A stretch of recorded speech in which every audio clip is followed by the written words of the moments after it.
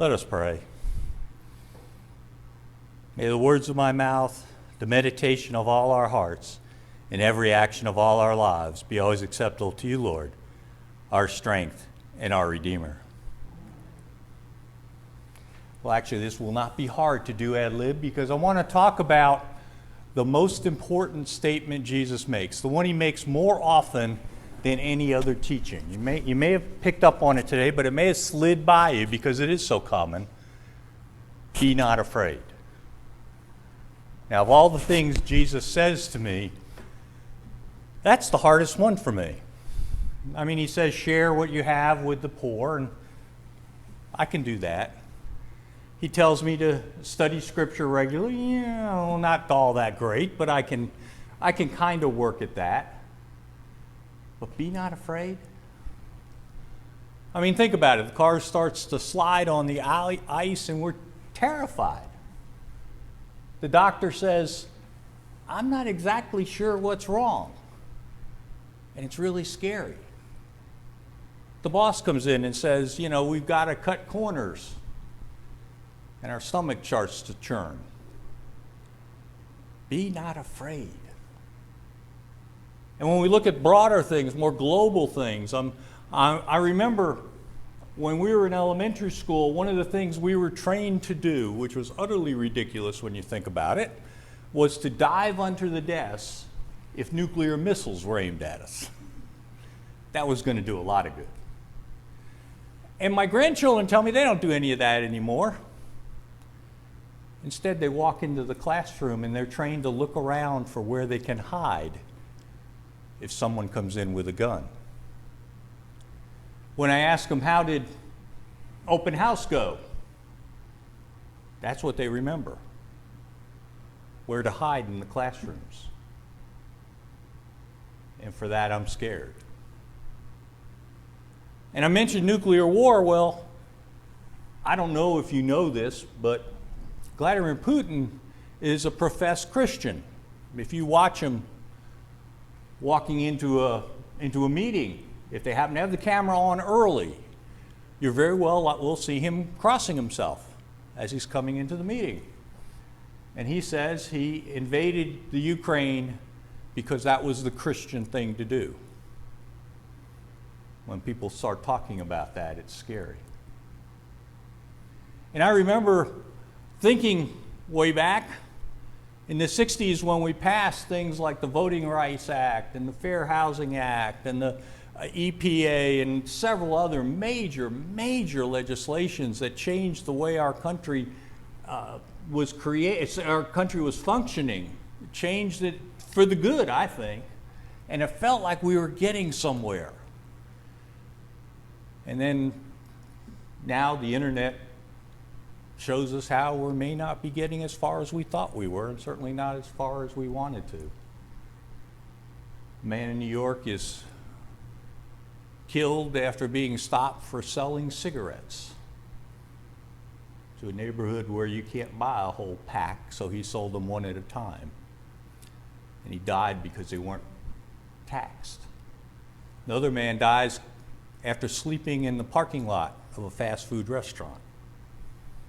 And we have those circumstances over and over again, and we have riots in the streets again, except now it's not just in Los Angeles and New York and places like that, it's in the smaller cities. And that starts to get scary. And I look at Jesus and say, be not afraid. Well, if you look at the lesson from Hebrews, what we have is Paul saying to them that those who had been promised these returns never actually saw them except from a distance. Jesus talks about how we should be prepared to share what we have. We should be prepared to understand where our treasure is.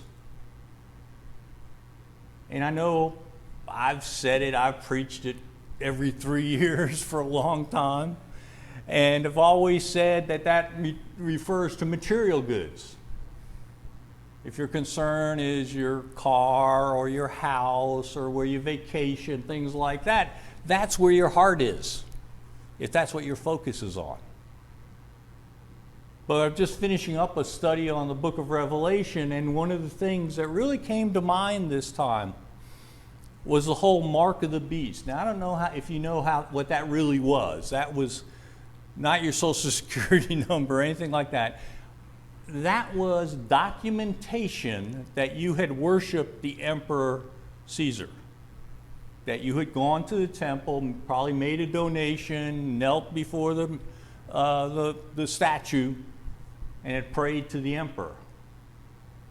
And only with that documentation were you allowed to travel through Roman lands and do business. So without that documentation, you were pretty stuck. And of course, Christians weren't supposed to do those kind of things, so they ended up being pretty stuck a lot of times.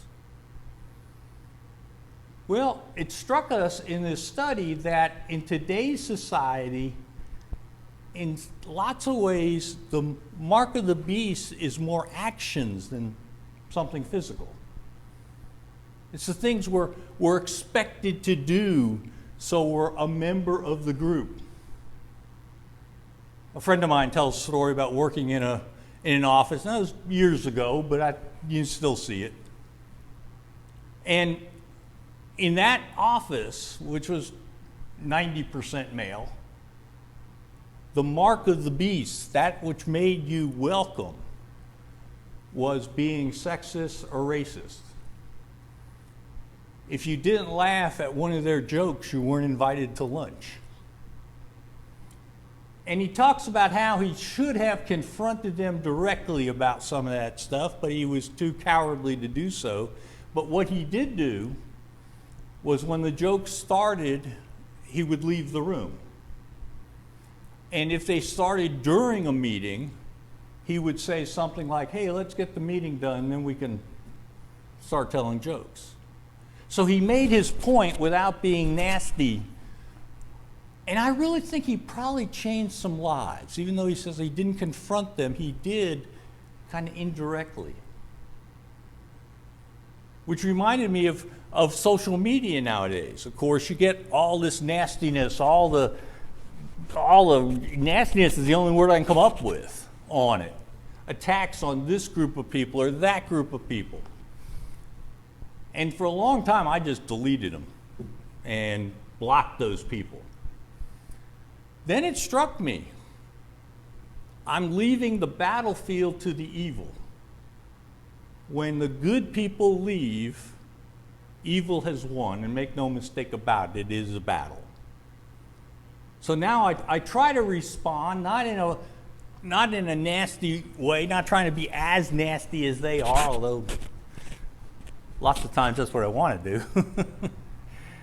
But rather to say, no, here's what I think the Christian response is. And again, I don't know why, but it seems to me if you just quote scripture, it feels pompous. So I don't do that. I just say, here's my understanding.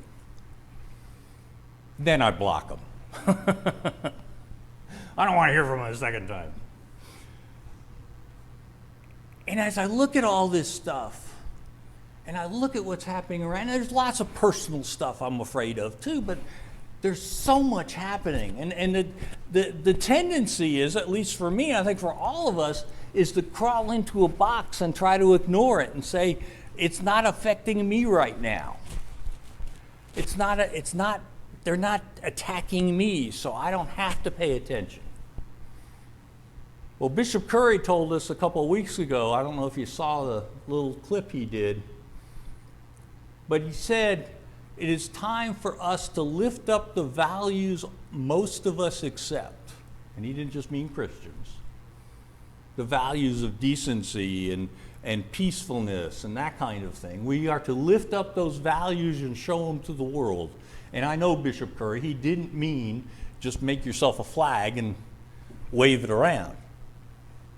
He meant take it into the world and let people see it. Now, Jesus also taught in the Beatitudes, blessed are you when you are cursed in my name. And that's going to happen. Unfortunately, we've gotten to that place in our society. That's going to happen. And it won't happen by people saying they're not Christian. It'll happen by the rebirth of the KKK and Christian nationalists who say carrying guns around and shooting people is the right thing to do. That's where we'll get the opposition. So I think it's time for us to pick up our values and show them. But I'm also reminded of what Paul said in Hebrews. He talked about Abraham and the others who never saw the promise achieved, except from a distance. And so I've had to come to the conclusion that there's a good chance I won't see the world perfect before I die. That shouldn't be my expectation. That shouldn't be my plan.